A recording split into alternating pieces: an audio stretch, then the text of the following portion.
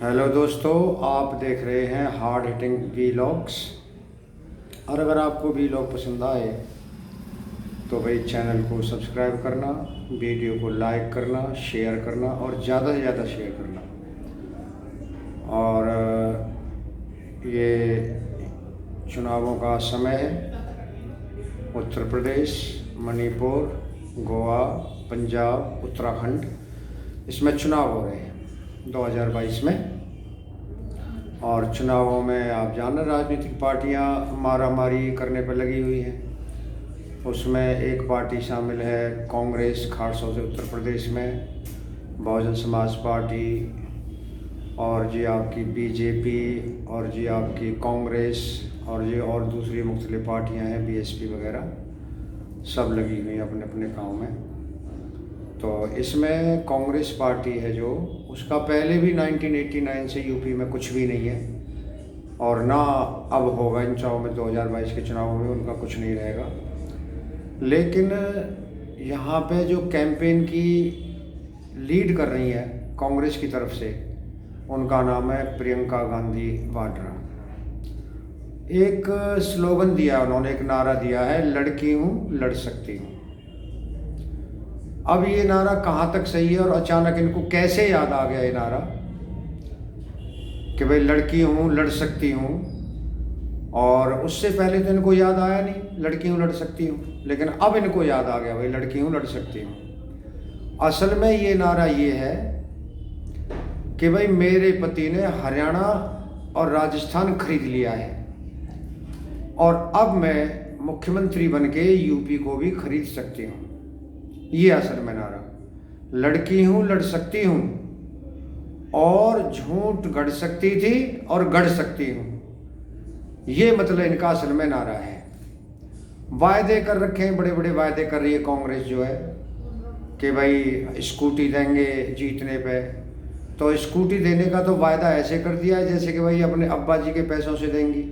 हाँ, पति के पैसों से जरूर दे सकती हैं, क्यों उन्होंने तो इतना धन बटोर लिया है, उतना धन इकट्ठा कर लिया है कि पूरे उत्तर प्रदेश की लड़कियों को स्कूटी दे सकती है पति के धन से ही। लेकिन हमें पता है पति के धन से तो एक पैसा खर्च करने वाली नहीं है, सब टैक्स पेयर्स का पैसा होगा, उसी हिसाब से स्कूटी देने का वायदा कर रही है। लेकिन मैं बता दूं आपको कि कांग्रेस का उत्तर प्रदेश में कुछ भी नहीं है। अगर थोड़ी बहुत फाइट है बीजेपी से तो वो समाजवादी पार्टी की है। साइकिल और कमल में लड़ाई चल रही है, हाथ का और हाथी का, वहां पर कुछ भी नहीं है। हाथ और हाथी दोनों खाली है। अब प्रियंका गांधी नए नए ट्वीट, मैं वहां गई थी, मैं वहां गई थी, उस लड़की का रेप हो गया था, मैं वहां गई थी। उससे पहले 4 साल तो पहले कहीं भी नहीं गई थी, ये आराम से घर पे बैठी थी और ये आराम से टूर कर रही थी, कभी हिमाचल प्रदेश का, कभी मंडी का, कभी मंडी का, और कभी उत्तराखंड का, आराम से वहाँ पे काट रही थी अपने दिन। लेकिन अब इनको अचानक याद आ गया कि ओहो उत्तर प्रदेश में चुनाव है भाई, हमें वहाँ भी कुछ करना है। तो 1 साल से, सिंस लास्ट 1 ईयर, ये इतनी एक्टिव है वहाँ पे, क्योंकि राहुल गांधी तो किसी मतलब की दवाई नहीं है ना। राहुल गांधी को तो कोई घास नहीं डालता। वो तो 2019 में स्मृति ईरानी से अमेठी का चुनाव भी हार गए थे, जो उनकी परंपरागत वंश और वंशानुगत सीट मानी जाती थी, क्योंकि उनकी वंशानुगत सीट होती ना कांग्रेस की। कांग्रेस की कोई लोगों की सीट तो होती नहीं है, जनता की सीट तो होती नहीं है, ये तो वंशानुगत सीट होती है कि भाई वहाँ से राजीव गांधी जीते, वहाँ से भाई सोनिया गांधी जीती, वहाँ से राहुल गांधी जीते। तो राहुल गांधी तो किसी मतलब की दवाई है नहीं, क्योंकि वो तो अपनी सीट हार चुके थे, और इसीलिए उन्हें वायनाड जाना पड़ा, केरला, वहाँ से वो जीत के आए, क्योंकि वहाँ मुस्लिम आबादी 50% से ऊपर है। अब ये नई नई कहानियाँ स्टार्ट कर रही हैं। इनका एक ही नारा है कि भाई हमने राजस्थान को, हरियाणा को खरीद लिया है, और अब जो है हम उत्तर प्रदेश को खरीदना चाहते हैं।